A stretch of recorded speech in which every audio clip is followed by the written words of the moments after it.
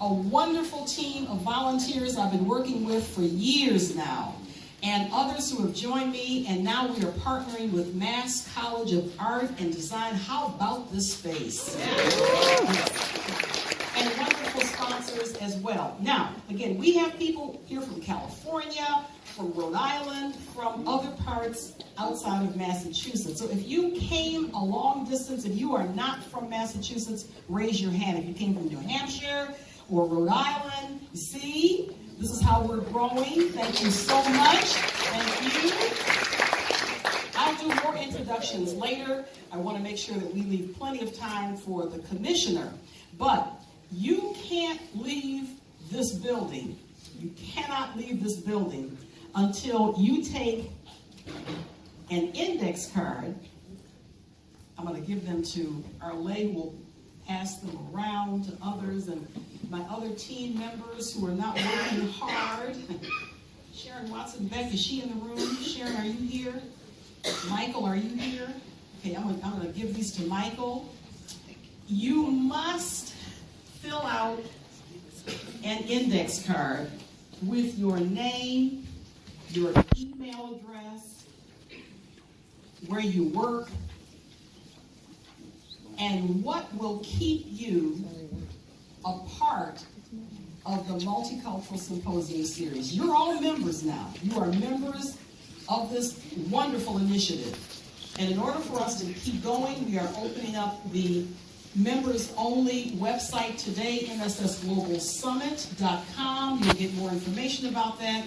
We'll talk more about that a little later on with our online courses, etc. We want this to really grow. I envision 10,000 people being a part of the Multicultural Symposium Series, not all here in Massachusetts. Presley, for the last 8 years. For those of you who call Boston home, I've had the honor of serving as one of your 4 at-large Boston City Councilors. Recently, I was elected as the Democratic nominee for the Massachusetts 7th Congressional District, which is humbling and exciting, but also why I can't join you today for this 12th annual symposium, because I'm in the final push and losing my voice. For the November 6th General, please do make sure that you vote and make your voices heard at the ballot box. Speaking of voices, thank you, Carol Copeland Thomas, for raising your own and for being the visionary woman that you are, for founding this multicultural symposium. It is so critically important that we are engaging new and diverse voices around decision-making tables in the corridors of power, on our boards, our commissions, in the public and private sector, and that's why symposiums like this one are so critically important. I'm wearing a lapel pin that I've worn throughout my campaign, BYOC. It's a tribute to a shero of mine, Shirley Chisholm, who said if they don't give you a seat at the table, bring your own chair. Today, this symposium is inviting and encouraging all of you to do exactly that, to bring your own chair, your own voice, your own lived experience and perspective to the table. I'm grateful for this space that is being created for you to foster connection, to build community, to uplift and to affirm your individual and collective voices in the spirit of multiculturalism, diversity, and inclusion. I do believe as a city and a commonwealth, we do a great job at heralding and celebrating diversity. We do it with lapel pins, we do it with parades, we do it with parade and flag raisings. However, the best way to honor diversity is to do more than to celebrate it, and that is with shared power. And that is what symposiums like today get us on the pathway to. So have a great day. Thank you, Carol. And again, I regret that I can't join you today, but I hope that I can do that next year.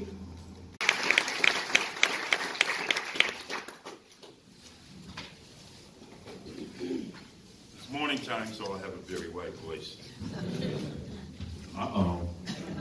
It'd be like a talk show host. Can we please have a hand for Miss Carol Copeland Thomas?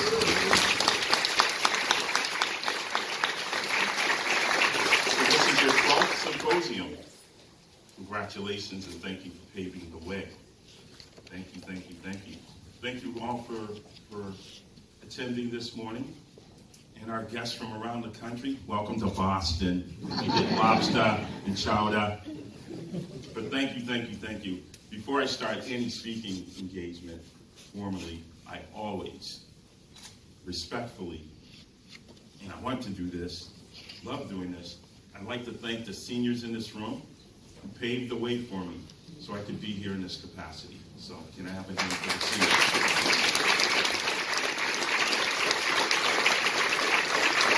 And I know we hear about separation of church and state. Not on my watch. Thank God as well. So praise God. You know what follows that? Hi, Mom. Here's a reason why I mentioned churches. At the end of the Civil War, clergy was key. You had 4 million free slaves that are now free men and women, and they needed a go-between, a liaison, someone to advocate for them. And often clergy led the way. Even in these modern times, you see incidents that happen around the country, especially with law enforcement. You know, tragic incidents, shooting of unarmed black and brown men, and actually Caucasian men too. If it's controversial, you'll often see clergy leading the way, right? So later on, I'll inform you as how clergy is also a part of community policing. But before I go any further, I am proud of my brothers and sisters in the Boston Police Department. I'd just like them to stand now. Please, get up, stop being shy. Second police commissioner, but people paved the way. I always believe if you know your history, you know your self-worth. It gives you strength, it gives you foundation. That was taught to me by my mother and a young lady named Rabina Frame in Hillsborough, Maryland. That was just like a mother to my mother that I call grandma. These two ladies laid the foundation for me in knowledge, family pride, belief in God. I learned to read from the Bible and Bible Encyclopedia, Ebony Jet and Ebony Jet Encyclopedia. Yeah, they had an encyclopedia. And World Childcraft Encyclopedia. I was always reading. But this gave me a foundation of knowing that I belong here. We all belong here. Because unlike someone in Washington, D.C. thinks, we all built this country. It was built from people that hailed from everywhere in this world. This is the strength of our country, all God's children. All God's children. So, trust me, I had that foundation. So in 1975, I left a farm in Hillsborough, Maryland. I came to live with Mom. Hi, Mom. And why am I going back in history? It's very important. When I arrived in Boston, it was very racially tumultuous times. Forced busing. A federal judge, Arthur Gary, said, hey, the school systems are still segregated, not fair. But instead of working with the people, he says, okay, white kids are shipped to black communities, black kids are shipped to white communities, and boy, did that cause trouble, as this 12-year-old witnessed. Racially tumultuous times. Seemingly everybody took it out on the kids. But those are racially charged times in a racially charged city and a racially charged Boston Police Department, and both the city and department have been known for the way they treated not only minorities, but those suffering from poor socioeconomic strife. Didn't have a good reputation at all. And by the way, folks, I tell it like it is. If you do not tell it like it is, you have no legitimacy whatever. You must acknowledge everything that happened in the past. Boston Police, I say I own it. Everything negative that happened in the past, we are the face of the department now. As commissioner, I'm the face of the department. Yes, people died at the hands of the criminal justice system, to the inclusion of the Boston Police Department. Yes, those were racially charged times. Even if we go back to the Jim Crow era of 1950s, and every decade that followed until things got better, negative things happened. But those are teachable moments for us. Those are times when we should be learning from those lessons to advance. Then and only then can I proceed with a compare and contrast of where we're at now. But back to 75, wow, racially charged times. Let me tell you what happened in 1974, though. In 1974, the Boston Police Department was placed under a consent decree because of an organization called MAP, Massachusetts Association of Afro-American Police Officers. In 1970, my Latino brothers and African Americans sued the Boston Police Department for unfair hiring practices. And for those officers that were already members, they weren't promoted equally as their counterpart, Caucasian officers. 4 long years, came to 1975, so lawsuit 70 in 1974, consent decree. So imagine me coming here in 1975 where, wow, I always wanted to be a police officer, professional football player, or a fighter pilot. That would have to be a pretty big jet for me being a fighter pilot. All right? So, just 9 short years later, wow, I really wanted to be a Boston police officer. But imagine growing up in Boston. And trust me, the neighborhoods were divided. I had my own stereotypical views and perceptions about a police department. But mom back there, very strong woman. You belong, you belong, you belong. Nobody can tell you what to do. Respect yourself, respect the family. Guess what? Respect your country too. But it's a country that everybody built. So don't feel like you're out of place, or you have to apologize, or you have to beg. That's not happening. To get something that you have every blood right to. Tourism and the arts. And I deliberately asked for these wonderful individuals to be our panel members today, just because of the expertise that they have, what they do, and how they bring a lot of energy and contributions to this space. And we're going to have a conversation about what is it like to operate and function in Boston. What does it mean to people who are either in the city or who are elsewhere coming into the city? And if you don't know, Massachusetts is the 3rd largest industry in Massachusetts is travel and tourism. It is. So it is big. Dave Giblin knows. He knows. I mean, he's with the Marriott. So and other hoteliers are here as well. So travel and tourism obviously has to do with airlines, hotels, restaurants, etc. Our friend came in from Cal State San Marcos, flew on an airplane, came here, he'll go down to the Cape with his family and friends. And so we know that kind of tourism. But tourism also is how people perceive leadership in the community. And that's why I wanted to have a community leader here as well. I wanted to talk about what is it like to empower women and take them and transform them around the world. I have an Indian outfit on. On Sunday, I'll take a small group. We'll leave about 6:55 from Logan Airport, going to Kenya. We'll be there for about almost 2 weeks on safari. And we'll bring that knowledge back to our area. But obviously, once we're there, we're going to talk about Boston. People are going to want to know about Boston. I have one friend who is coming in from Missouri, a white male who's going to be traveling with us. So it's going to be a multicultural group going to Africa. So we travel and we talk about the city we live in, and then people come here and they talk about it. So I first like for our distinguished speakers, I will give their names, but I want them to very quickly introduce themselves and the line of work that they are in, and then we're going to have a conversation. This is Beth Santos. I had the pleasure of meeting her a few weeks ago. We were mutually connected by mutual friends. And then I was on her panel this past weekend with her organization, and she is on this panel today. We also have Michael Munn, who is the Chief of Staff. I should say that Beth Santos is the founder of Wonderful, and you're going to hear about Wonderful and what that means. Then we have Michael Munn, who is the Chief of Staff of the Boston Marketing Convention Center. Did I get that right? Boston Convention Marketing Center. Boston Convention Marketing Center. I got it. World well traveled as well, and also serves with me on the Multicultural Committee for the Greater Boston Convention and Visitors Bureau. And then the founder of C-Plan, she'll tell you about that, is Julia Mejia from the Dominican Republic originally. So that's our distinguished guest speakers today.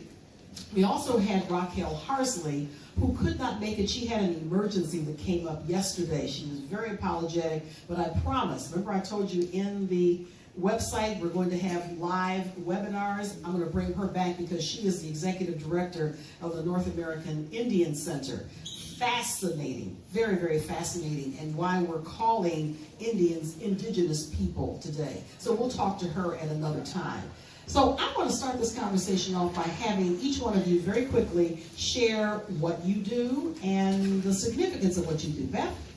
Sure, so thank you so much, Carol, for having me. She mentioned we did a panel swap. So I'm now on her panel, she was on my panel, it's great. So to give you an understanding of what we do, I actually want to ask you all a question. Can you, if you ever had this experience, I want you to raise your hand. Have you ever had a time when you traveled to a new place, a place you've never been to before, but you did know somebody, and knowing that person fundamentally changed your travel experience? Yeah. So when I founded Wonderful, we founded it on the belief that we all are from a place, and we all have been places. And if we can use our collective knowledge to help one another, we can actually make the world a much smaller place. So Wonderful is an international community of women who love to travel. We now have 40,000 women in our network. They make up 30 chapters around the world. And our goal is to empower one another to travel safely, to travel confidently, and to do it in a really collective and supportive environment.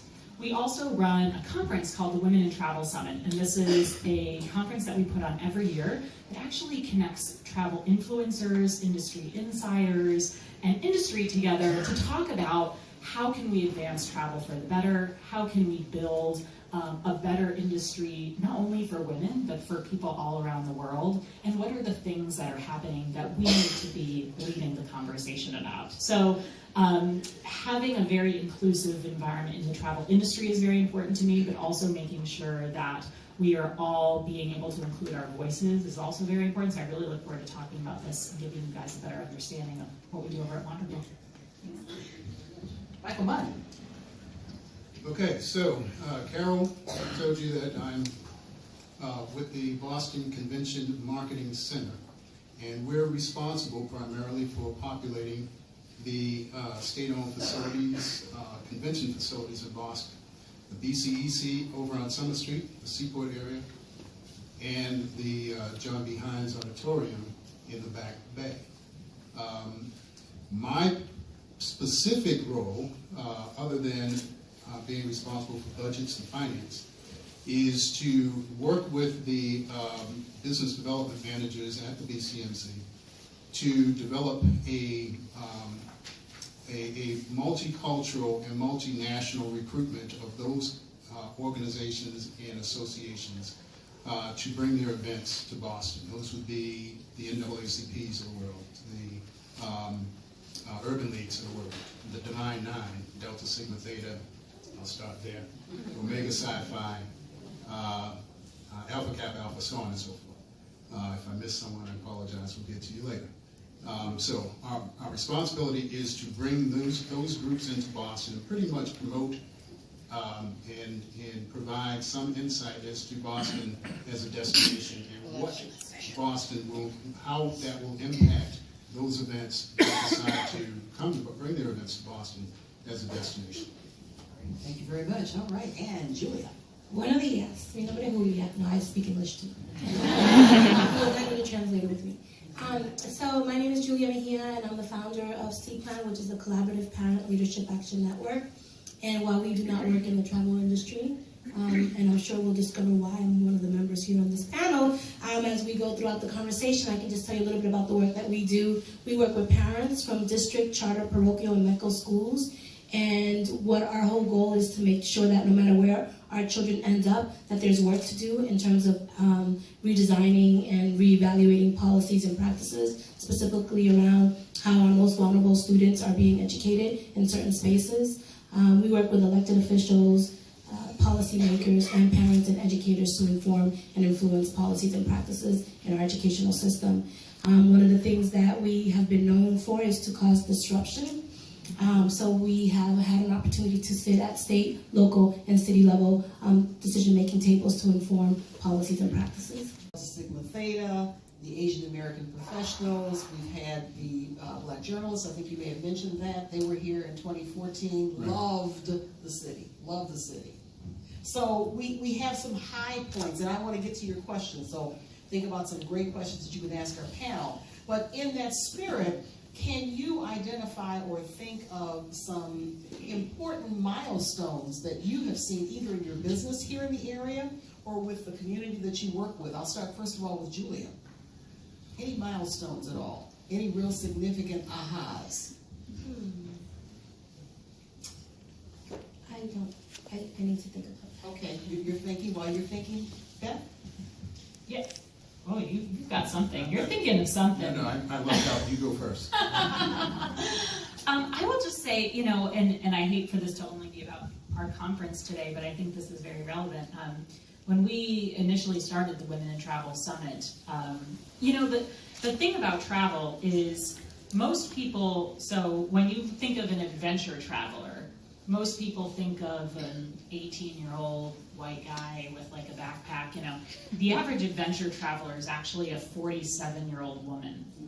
So women dominate the travel industry. They're 80% of travel decisions. They're 2 out of every 3 travelers. Yet we still have in our minds that women's travel is this niche, that consists of making sure that there are enough beauty magazines in your hotel room. No offense, Maria. So I think the fact that we existed and that we have survived goes to show actually that the focus is changing. That when we first started, people went, oh, that's cute. No, women's travel conference, that's adorable. Now, we're not considered a women's travel conference. We're considered one of the leading travel industry events. So that shows that people are paying more attention to women. I wanted to respond actually to something that you said, Michael, too, because you talked a lot about Southie. And my first year I lived in Southie, and I think when people from outside of Boston think about Boston, what do they think about? Mark Wahlberg, Southie, Irish, American history, but why are they not thinking about, the rich Cape Verdean culture? I went to Caesarea, have any been there before? Oh my gosh, one of my most favorite restaurants, like really incredible. There are so many incredible cultures here in the city of Boston. Why are people not thinking of those things when they think of Boston? So I think there's a lot of opportunity for us, just in terms of how we're representing the image of Boston, to bring in some of the other things, the diversity and the international community that we're bringing through our universities, all of these different groups that are really, really important, and we don't have to just be thinking about, Mark Wahlberg and Matt Damon when we think about Boston. So great suggestions, great options and ideas and things that you brought to us to think about. I want to go to Julia first and then Michael. Sure. Yeah. Okay. So I was thinking about, okay, what can I share? That's a milestone. And I was trying to relate it to travel, but I can't. So I'm just going to go with what I can do. So one of the things that I have seen in terms of a milestone is the young people in terms of activism. I started off my career doing youth development work and organizing around violence issues here in the late 90s. But what I have seen over the last 4 or 5 years in terms of youth really activating their own peers, Black and brown students organizing around the issues that they care most about, that has been really inspiring for me to see. I see that as a milestone because it really shows that, when we talk about young people being our future, they're really taking that serious and owning it. And I think that we are in a really good place when it comes to youth activism. And I think the other milestone that I see in my own work is that our parents that we work with have stepped into their power and now are organizing and pushing back and asking the right questions when they meet with their educators around what is my child going to learn by the end of this school year. And that was not something that I saw when I founded this organization. In fact, there was a lot of division between district and charter parents around whether or not they should lift the cap. This was in 2016, and I think a milestone for my organization is that we've managed to change the conversation, and it wasn't about one or the other. It was about all schools doing right for our kids, and I think we've changed the conversation in the education space, so I feel like that is also a milestone that I can share. That's a great aha. Thank you so much for that one, too. Michael? Okay, milestone, I guess. One of the things that, maybe an extension to what I was saying earlier, when we were looking at the opportunity to bring groups to Boston, we organized a program called Weekend of Discovery. You remember that? And then many of you, some of you in this room had participated in that. I know Kelly was a part of that. Carol, of course. We had assistance from the CVB. There are CVB members here today. And this idea of creating a fam trip, a multicultural fam trip, that would allow us to go out and invite these groups, these multinational, multicultural organizations, to come to Boston to get a sense of what Boston was all about. It was called a Weekend of Discovery because we bring them in on Thursday. We would show them the hotels. We would show them, and the hotels were important. I was told some time ago, you can have a hotel without a convention center. You cannot have a convention center without a hotel. So we partner with our hotels and take that partnership very seriously. But we would bring them in. We would show them the neighborhoods. We'd show them the hotels where they would be staying. We'd show them the restaurants. We'd show them the neighborhoods and take them to the various restaurants in these neighborhoods. Show them the various cultures of Boston and how Boston would impact their event when they brought it. And we would do that all within a weekend where we would use Stepping Out as the backdrop. All right.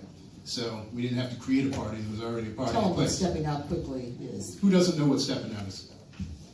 Hands? Stepping Out?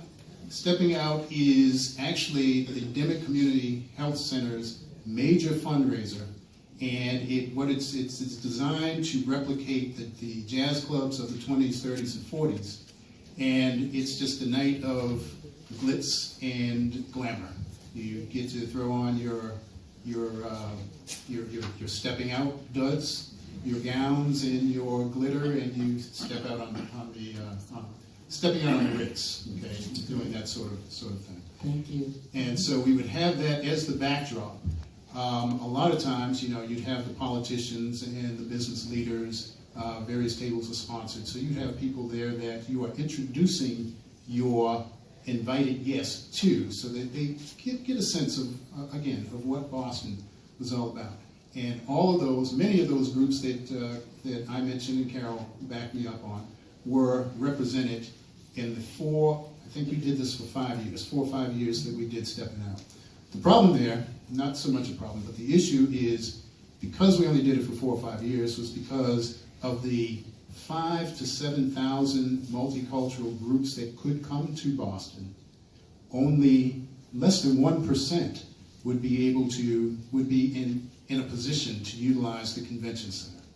And at that time, my responsibility as a convention center, we actually brought some in that could bring their event in at the hotels, and perhaps the hotels being in Boston would be an incubator to get them to a level that would get them to the convention center.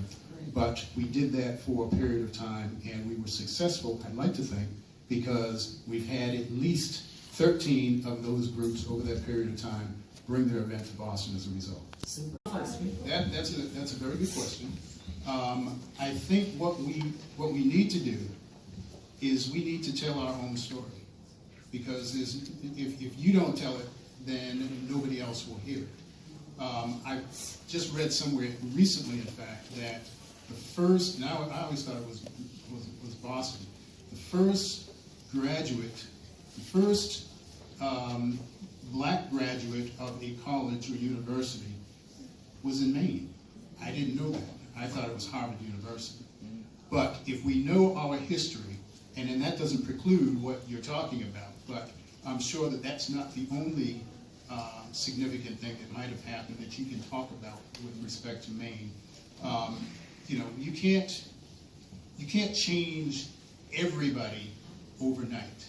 And there are some issues that everywhere, we have everywhere. There's issues in DC, there's issues in Atlanta, there's issues in Chicago, there's issues in the traditional chocolate cities, if you will. But if you know your history, you can at least have some basis for where this particular, where your defense, or, and it shouldn't be a defense, but your promotion of that destination would be respected and would be understood. You have to tell your own story. And that's something that we do and we need to do, and we're starting to do in Boston, because everywhere I go, people will say to me, you know, I'm like a rock star at Coalition, the National Coalition of Black Media Planners, because they always say, you're chief of staff in Boston? Are there other black people in Boston? I get that question all the time. But, you know, it is, you know, it's the perception that people have, and unfortunately perception becomes reality. We should also brag and say that the new general manager of the Boston Convention Center and the Hines is an African American, Joyce Leviston. From DC. From DC. Great person, yes. Beth? Yeah. Beth? So, no, just really quickly, I'll say, you're right. Marketing can be a vicious cycle, right? We want to show what it looks like, but then that's sort of perpetuating that that's what it's supposed to be, and then it continues. And so I will say, I think these comments are fantastic. I will say that I'm not saying we should be dishonest and, you know, okay, from now on, everyone in a Portland marketing video should be black, because then everyone's gonna be like, wait, that's not how it, you know, you're gonna have a completely different reaction when you go and you see that it's not that way. But I will say, did you know that Portland has a huge Somali population? A lot of people don't know that, but they're there. Like, people are still, you know, so let's bring those things up. Let's bring up the present. Let's bring up the past. Let's talk honestly about our challenges, but also about the things that we do have and that we're really proud of. And I think maybe people will say, okay, well, you know, Portland's not the most diverse place, but they welcome diversity and they celebrate that. And that's going to take us that next step. Thank you. And last but not least, Julie. Sure. So I'm going to take my panelist privilege and answer another question. But I think in doing so, I might touch upon what you have asked. But I want to go back to Ms. DC over here. So as a parent who does a lot of advocacy work, I encourage you not to apologize and to step into your power and hold that school accountable, because you have every right to do so. And sometimes we don't do it because we don't want a backlash on our kids, but what we don't realize is that by not speaking up, what are we communicating to our kid when we're not feeling comfortable enough to speak our own truth, right? So I'm going to encourage you, while you use your white allies and get that, you know, other folks to speak on your behalf, understand your responsibility in making sure that you feel comfortable enough to make people feel uncomfortable, right?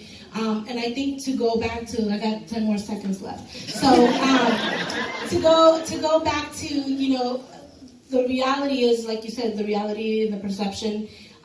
When you come to Boston, you can do all types of marketing videos and say this, but there's a feeling, right? You cannot act like that feeling does not exist. You can walk into a place and feel it.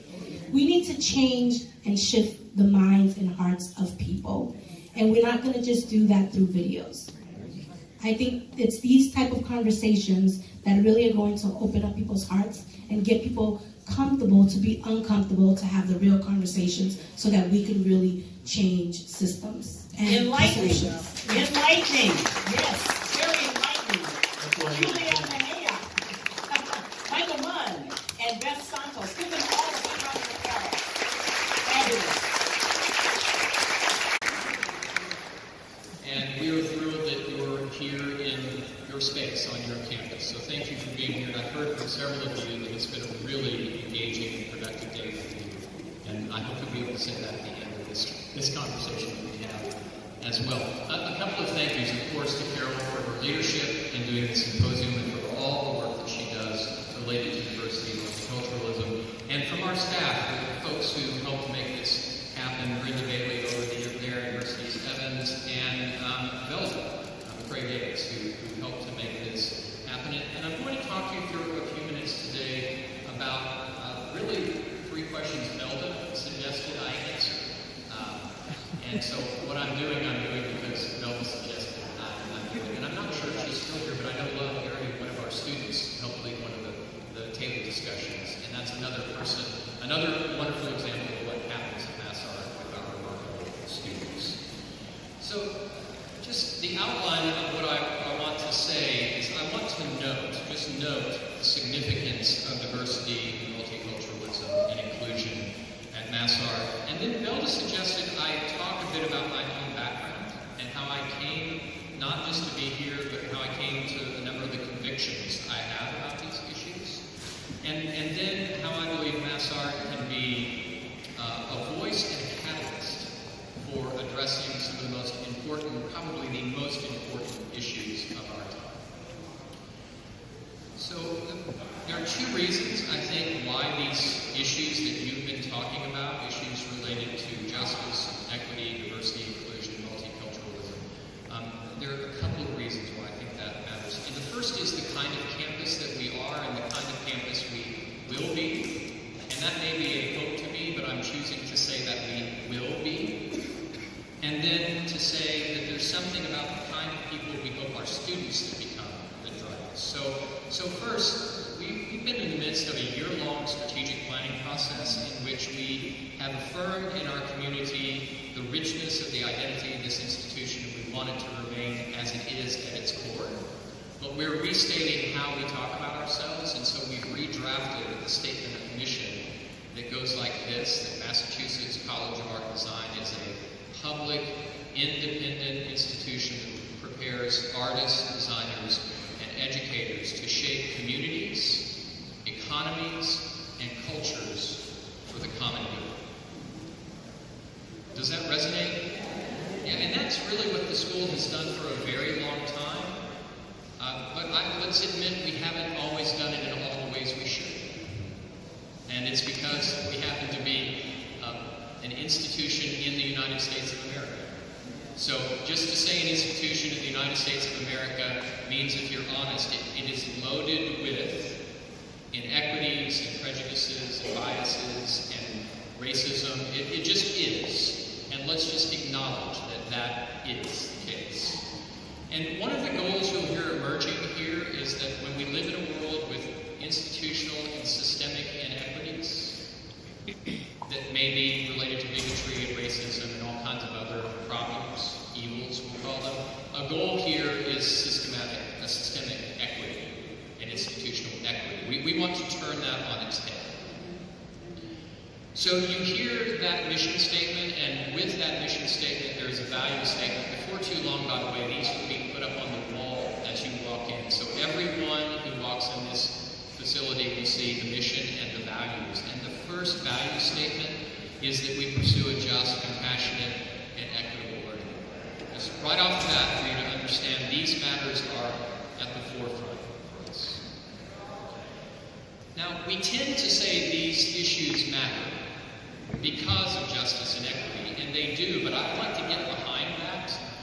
Carol mentioned that I still teach, and I'm an academic mutt. I'm a musician, but then I got bored and went off and studied theology and philosophy. So this morning I was teaching a seminar to undergraduates, a philosophy of religion seminar. And we do a lot of thinking about ancient ideas in that class and kind of turning over questions. And it would be easy to say this is just about justice and equity, but it goes beyond that to me.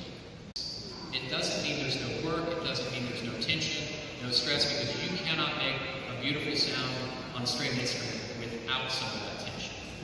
But you see what I mean? That it won't be the system that is keeping people from doing their best work and being their best selves. And that's the problem we have today. So what do we do as an institution? We acknowledge the disease of all of this, of injustice and inequity.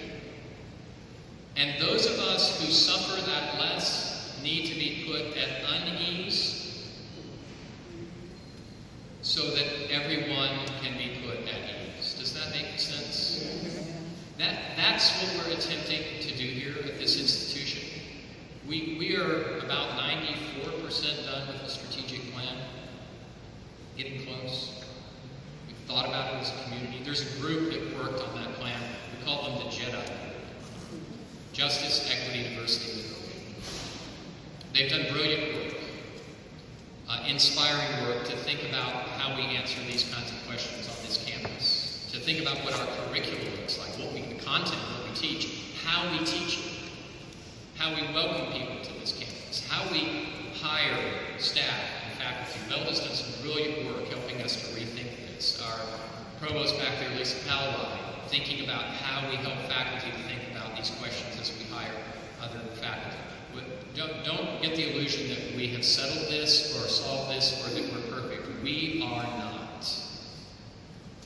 But we are committed to addressing these questions in real, vital, tangible ways. And my commitment is we're not going to let go of this until we we're not going to let go of it. We're just not going to let go of it. Because we have to address these issues in our culture and in our institution and in classrooms and when we pass one another in a hallway, when we sit with one another at a table. We have to address them because our students are going to leave here and go out into workplaces and into a world that won't always get this right. And by the way, as a public institution, I feel a real burden for us to influence industry and leaders and to work with them in order for us all to make these acknowledgments. And for those of us who have experienced privilege like I have, to be put at unease if that's what's necessary in order for us to address the disease that we suffer in our cultures and to help put people at ease. So that JEDI group created some priorities for us that we're looking at a building code for what we do for this institution. We have a building code to build buildings like this, and inspectors come and tell us if we got it right or not. We're trying to build a culture that way, with these justice, equity, diversity, and inclusion principles wired into what we do. And we're going to assess it. We're going to look at it regularly and see how we're doing. We're going to listen to our students and to our faculty and staff and let them tell us how we're doing. And as a community, we are determined to do this work together. So, in the end, we are working toward the goal of systemic and institutional equity. And we want that on our campus, but we want it so that our students can go from this place and make the world more like the place we all want to live. We want it to be a world where people can do their best work and their best selves, where people can be appropriately put at ease so they can do their best work and be their best selves. And our hope is that we'll graduate class after class after class of students of any background, of any color, of any experience, who will not just understand these values, but will embrace them and make them a part of their own way of being, and then will carry them out into the world and business places and into schools and into communities to shape communities, economies, and cultures for the common good. So that's what we're doing.